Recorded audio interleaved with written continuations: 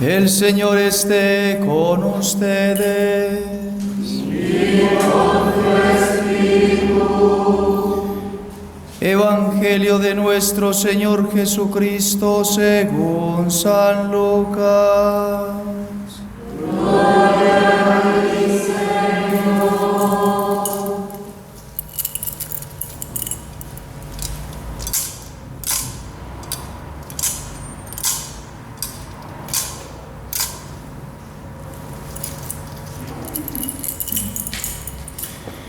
Jesús dijo a sus discípulos: No temas, pequeño rebaño, porque el Padre de ustedes ha querido darles el reino. Vendan sus bienes y denlos como limosna. Háganse bolsas que no se desgasten y acumulen un tesoro inagotable en el cielo, donde no se acerca el ladrón ni destruye la polilla. Porque allí donde tengan su tesoro, tendrán también su corazón. Estén preparados, ceñidas las vestiduras y con las lámparas encendidas. Sean como los hombres que esperan el regreso de su Señor, que fue a una boda, para abrirle apenas llegue y llame a la puerta. Felices los servidores a quien el Señor encuentra velando a su llegada. Les aseguro que Él mismo recogerá su túnica, los hará sentar a la mesa y se pondrá a servirlos. Felices ellos si el Señor llega a medianoche o antes del alba y los encuentra así. Entiéndanlo bien, si el dueño de casa supiera a qué hora va a llegar el ladrón, no dejaría perforar las paredes de su casa. Ustedes también estén preparados, porque el Hijo del Hombre llegará a la hora menos pensada. Pedro preguntó entonces: Señor, ¿esta parábola la dices para nosotros o para todos? El Señor le dijo: ¿Cuál es el administrador fiel y previsor a quien el Señor pondrá al frente de su personal para distribuirle la ración de trigo en el momento oportuno? Feliz aquel a quien su Señor, al llegar, encuentra ocupado en este trabajo. Les aseguro que lo hará administrador de todos sus bienes. Pero si este servidor piensa: mi Señor tardará en llegar, y se dedica a golpear a los servidores y a las sirvientas, y se pone a comer, a beber y a emborracharse, su Señor llegará el día y la hora menos pensada, lo castigará y le hará correr la misma suerte que los infieles. El servidor que, conociendo la voluntad de su Señor, no tuvo las cosas preparadas y no obró conforme a lo que él había dispuesto, recibirá un castigo severo. Pero aquel que sin saberlo se hizo también culpable, será castigado menos severamente.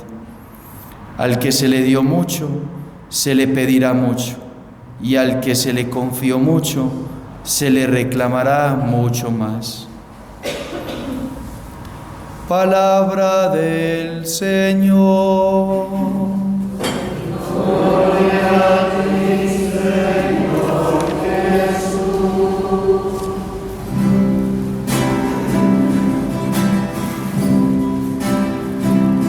Si soy fiel en poco, en lo confiarás. Si soy fiel en lo poco, mis pasos guiarán. Si soy fiel en lo poco, en lo confiarás. Si soy fiel en lo poco, mis pasos guiarán.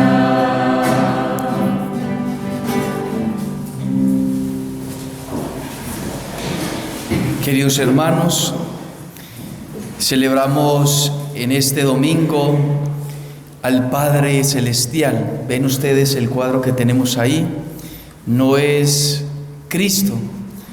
Hay una imagen parecida que se llama el Pantocrator, que es el Cristo Todopoderoso, pero no es el Hijo, sino que es el Padre.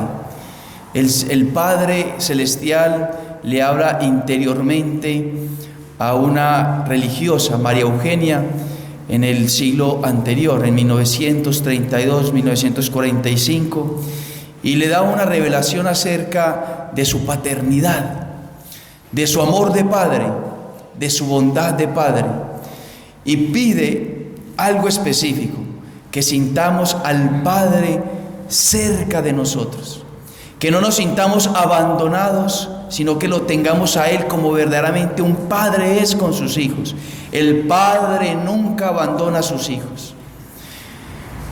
Entonces ese cuadro es la imagen del Padre. Esta religiosa, el Padre le explica, le muestra esta imagen y le solicita que se realice esta imagen para que le podamos venerar, amar y adorar, que los podamos tener presente. Entonces hoy pues el mismo Padre le pide a la religiosa que este domingo, el primer domingo de agosto, sea como tal dedicado a su paternidad, porque ustedes, si nos damos cuenta, muchas fiestas en honor a Jesucristo, y es muy importante, por eso y por algo están, porque Él es el camino que nos lleva al Padre. También tenemos Pentecostés, que es una fiesta dedicada, una solemnidad dedicada al Espíritu Santo. Pero no tenemos una fiesta, una solemnidad dedicada al Padre. Es verdad que tenemos que ser conscientes de que toda Eucaristía es dedicada al Padre.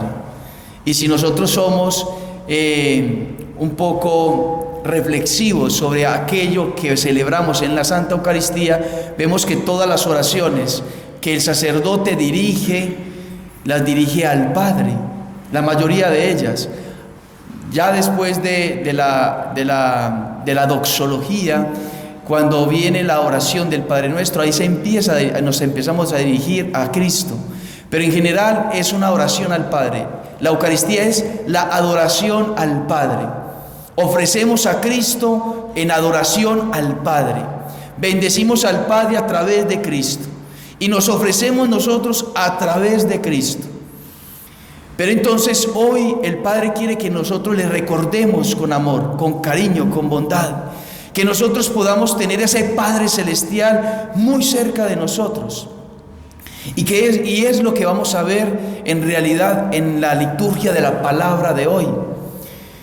Si estuvimos atentos a la oración de la colecta que el sacerdote ha realizado, le pedía a la iglesia suplicantemente al Padre Celestial que nos dé la gracia de tener la certeza de que somos hijos suyos, de que nos dé la gracia de poder mencionarlo o tenerlo como Padre, pero a la vez también que nosotros tengamos la certeza de que somos sus hijos amados, somos sus hijos amados, somos más de lo que nosotros pensamos. Incluso le dice el Padre Celestial a esta religiosa que pareciera que nos amara más a nosotros que a su propio hijo. ¿Por qué? Porque ningún papá, ninguno de los que son aquí padres, entregaría a su hijo para que lo descuartizaran, para mostrarle el amor a otro hijo. ¿O sí? No lo realizaríamos.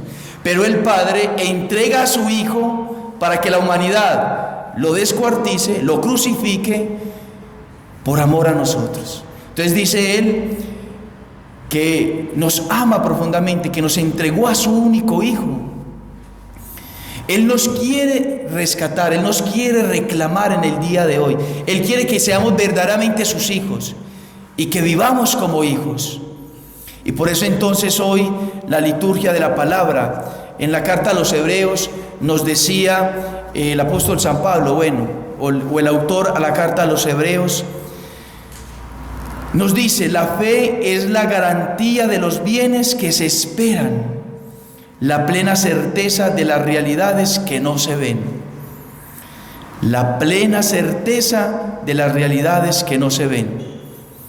Nosotros no tenemos la posibilidad, porque somos criaturas, porque somos pequeños, porque estamos heridos por el pecado original, de poder ver al Padre.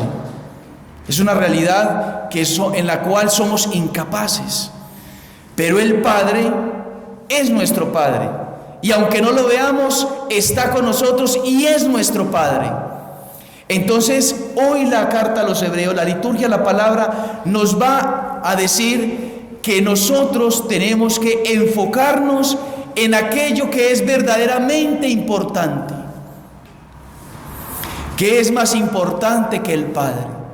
¿Qué es más importante que el Hijo? ¿Qué es más importante que el Espíritu Santo? ¿Qué es más importante que la Santísima Trinidad? ¿Qué es más importante que la gracia que nos invade, que vive en nosotros? Vamos a lo más importante. Lo más importante es que fuimos bautizados.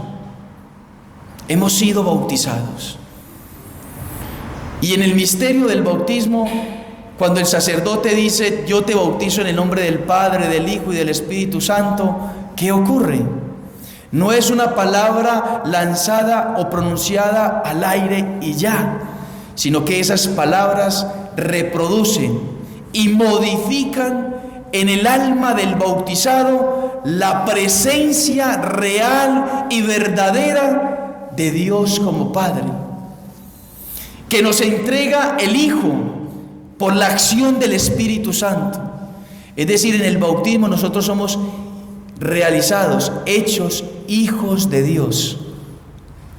Eso es lo más importante. No hay nada más importante que eso. Y es de lo que el Señor nos va a hablar en el Evangelio. El Señor dice: no temas, pequeño rebaño, porque el Padre de ustedes ha querido darles el reino. ¿Qué reino? Si no es el reino de la gracia, que recibimos por el bautismo. Hagamos una diferencia. ¿Qué diferencia hay entre un pagano y un cristiano? La diferencia es que un pagano es criatura, en cambio el cristiano es hijo de Dios. Y no solamente eso, no es solamente es un título, sino que si viéramos el alma del pagano, ¿qué veríamos? Un alma manchada por el pecado. Pero si viésemos el alma de un bautizado, viésemos la presencia, si tuviésemos la posibilidad de ver lo sobrenatural y lo espiritual, viésemos a la Santísima Trinidad en el corazón, en el alma, en lo más profundo de su ser, en el bautizado, en el cristiano. Veríamos el trono de Dios. Veríamos que el alma es un trono donde Dios Padre ha puesto su presencia y que nunca más la abandonará, a no ser que suceda por el pecado mortal. Cuando ya el niño o el bautizado cometan un pecado mortal, ahí como tal se renuncia a Dios, se renuncia a la paternidad de Dios. Y por eso el Señor hoy nos va a insistir profundamente a que debemos cultivar nuestra vida en aquello que es importante. Vendan sus bienes y denlos como limosna. Háganse bolsas que no se desgasten y acumulen un tesoro inagotable en el cielo. Acumulen un tesoro inagotable en el cielo, donde no se acerca el ladrón, nadie lo puede tocar, nadie puede llegar ahí, ni destruye la polilla, nada lo puede destruir, nada. Es una parábola, porque allí donde tengan su tesoro, también tendrán su corazón. Donde esté su tesoro, allí está su corazón. ¿Cuál es nuestro tesoro? ¿Qué es aquello que más nos llama la atención? ¿Qué es aquello que más brilla en nuestra vida, en el día a día? ¿Qué es lo que más brilla? El oro, el auto, la riqueza, los bienes materiales, el placer. que una persona puede brillar más de lo que es el verdadero tesoro. ¿Qué es lo que más brilla? ¿Qué es cuando algo brilla nos llama la atención, ¿cierto? Cuando todo está oscuro, si ve uno una lucecita, inmediatamente giramos a ver de dónde sale esa luz. Cuando nosotros vamos por la calle y algo nos ilumina, vemos a ver de dónde salió esa luz. ¿Qué es lo que más brilla en nuestra vida? ¿Qué es lo que más nos llama la atención, en lo que más pensamos? Entonces eso podemos considerarlo como nuestro tesoro. Y lo que el Señor va a decir es precisamente: estén preparados, ceñidas las cinturas y con las lámparas encendidas. Felices los servidores a quien el Señor encuentra velando a su llegada. Les aseguro que Él mismo recogerá su túnica, los hará sentar a la mesa y se pondrá a servirlos. Felices ellos si el Señor llega a medianoche o antes del alba y los encuentra así. ¿Los encuentra cómo? Con ese único tesoro. Si hacemos memoria de los 2 domingos anteriores, el evangelista San Lucas vamos a encontrar de que nos está repitiendo una sola cosa: hay un único necesario, un único necesario. Hace 2 domingos escuchábamos las lecturas o el evangelio donde Jesús visitaba a Marta y a María. Y le decía el Señor: Marta, Marta, tú te desvelas, te preocupas, estás metidas en muchas cosas, en la cocina, en la casa, en el aseo, en lo material, en el placer, en todo eso. Pero solamente hay una única cosa necesaria. Y María, que está aquí a mis pies, ha escogido la mejor parte y nadie se la podrá quitar. Nadie se la podrá quitar, nadie se la podrá robar, dice el Señor. No se podrá acercar ningún ladrón, nadie se la quitará. Y si escuchamos el evangelio de hace 8 días, del domingo anterior, vamos a escuchar al Señor poner una parábola que nos dice: hay un señor con muchas tierras, produjo mucho fruto esas tierras, y entonces no tenía cómo hacer. Entonces él se dijo para sí mismo: voy a destruir mis graneros, construir unos mucho más grandes, albergaré allí toda la producción, y entonces me diré a mí mismo: alma mía, gózate, date buena vida, hasta que se acabe todo eso. ¿Cuándo se gastará? ¿Quién sabe? Yo creo que no tendría ni 2 ni 3 vidas para gastarse todo lo que produjo. Pero dice el Señor: imbécil, esta misma noche se te pedirá la vida. Esta misma noche. Y lo que el Señor nos dice hoy en el evangelio al final: al que se le dio mucho, a ese que recibió mucho, mucha producción, se le pedirá mucho, y al que se le confió mucho, se le reclamará mucho más. Entonces el evangelista San Lucas nos está insistiendo en algo: hay una única cosa necesaria, y es la relación de amistad con Cristo. Nuestro único camino para ir al Padre. Él es el único que nos puede llevar al Padre, el único que puede darnos la gracia para poder tener esa relación como hijos. Es esa única cosa necesaria.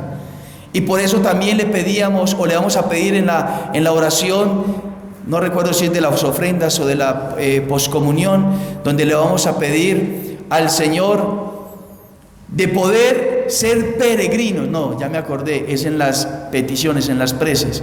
En las preces le pedimos al Señor: Señor, que seamos como Abraham, que esperanzados en la tierra prometida. Es decir, es con la esperanza de que algún día vamos a tenerte, Padre, con la esperanza de que algún día te vamos a abrazar y te vamos a ver tal cual es. Permítenos vivir en esta vida como peregrinos, con una única cosa necesaria: nuestra relación con el Padre, con Cristo. Enamora a Él. Enamora a Él. Y eso es lo único necesario.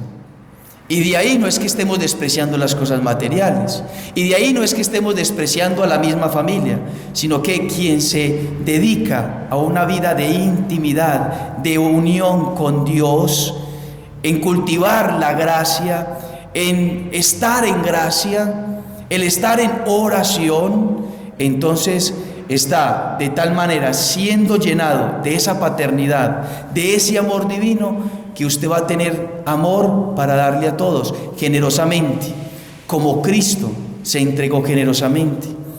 Cristo se entrega en la Santa Eucaristía al Padre para amarlo, adorarlo, pero también se entrega por nosotros.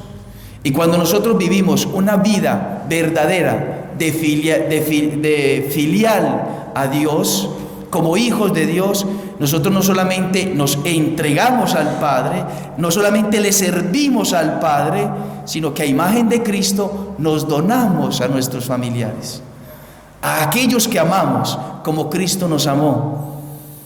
Tenemos todo el amor, porque ya no es nuestro amor humano, egoísta, nuestro amor soberbio que siempre está pensando en nosotros, sino el amor divino que vive en nosotros, que el amor del Padre vive en nosotros, que el amor de Cristo vive en nosotros, y entonces somos generosos para servirle a los demás, para estar mostrándoles el camino de la salvación a los demás.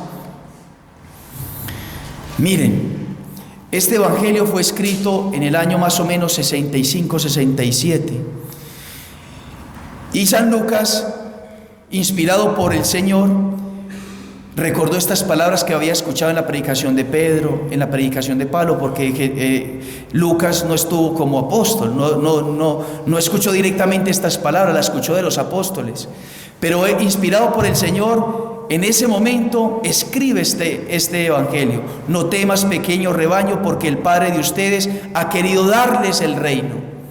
Y resulta que en aquel momento de la vida cristiana estaban siendo perseguidos por Nerón, la primera persecución a los cristianos. Nerón perseguía a los cristianos.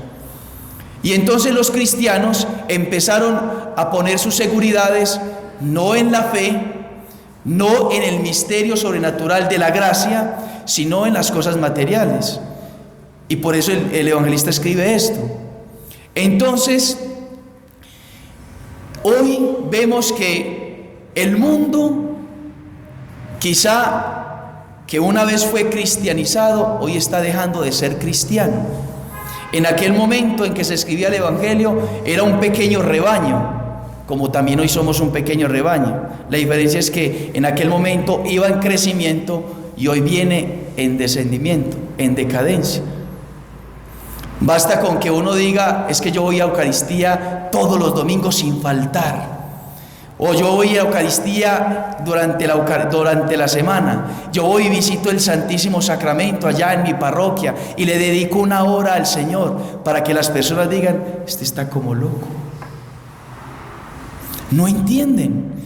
Esa sociedad que una vez que fue cristiana, no entiende que hoy una persona se dedique al único necesario. Y de tal manera que incluso en nuestra familia va a estar uno organizándose, preparándose para salir a la Eucaristía, y llega a la familia, los hijos, o llega los nietos, o llegan los hermanos que quizá no son practicantes. ¿Para dónde vas? No, voy para la Santa Misa. ¿Para la Santa Misa? No, mire, vamos a hacer un almuerzo, vamos a compartir entre nosotros. Hace mucho tiempo, evidentemente, no compartimos. Eso no tiene nada de malo. ¿Qué sucede? Que si caemos en ese error, poco a poco vamos perdiendo la fe, nuestra fe se va enfriando. El Señor no se enoja porque faltemos un domingo a la Eucaristía, pero faltar a la Eucaristía un domingo implica que nuestra fe se va desvaneciendo. En esa fe que hoy Abraham nos exhorta a vivir, la plena certeza de las realidades que no se ven. Y entonces hay que sacar fuerza interior en un amor a Dios grande y profundo para decirle al hermano, a la hermana, a los papás, a los hijos, a los nietos, decirles: vamos para misa, les invito, vamos a rezar. Y si ustedes no quieren ir, bueno, voy a ir a rezar por ustedes. Y se viene para la Santa Eucaristía. Eso es dar testimonio. Eso es vivir como hijos de Dios. Eso es lo que nosotros estamos llamados, a vivir el único necesario. Con esto termino. Preguntémosle a los más grandes multimillonarios: en el lecho de su muerte, ¿de qué le valió tanto dinero en su vida? Preguntémosles a aquellas personas que tienen bienes materiales y que para ellos era lo más grande, ¿de qué le valió todos los bienes materiales? Preguntémosle a esas personas famosísimas en el lecho de la muerte, ¿de qué le valió tanta fama? Preguntémosle a las personas que se dedicaron al placer desenfrenado, ¿de qué les sirvió al fin y al cabo todo el placer en su vida cuando están agonizando? ¿De qué nos sirvió gastar horas y horas y horas en tantas cosas como Marta, disfrutando entre comillas la vida sin Dios, como ese granjero, si hay una única cosa necesaria que no se nos será quitada, que es la relación de nuestra alma con Dios, estar en gracia de Dios, estar confesados, estar amando a Dios, cultivar una vida de oración, cultivar una vida espiritual? Eso es lo único que nos será quitado. Todo el resto se nos será quitado. Eso es lo que el evangelista nos está diciendo. Eso es lo que el Señor hoy nos está exhortando. Y eso es lo que el Padre Celestial quiere de nosotros. Que nos dediquemos a vivir como hijos suyos, siendo peregrinos en esta vida, pero con la esperanza de que algún día viviremos de la presencia del Padre Celestial. Se lo pedimos a Nuestra Señora, la Virgen María, que nos dé su fe, para que nosotros podamos vivir como ella vivió, dependiente de Dios, haciendo la voluntad de Dios. Que así sea.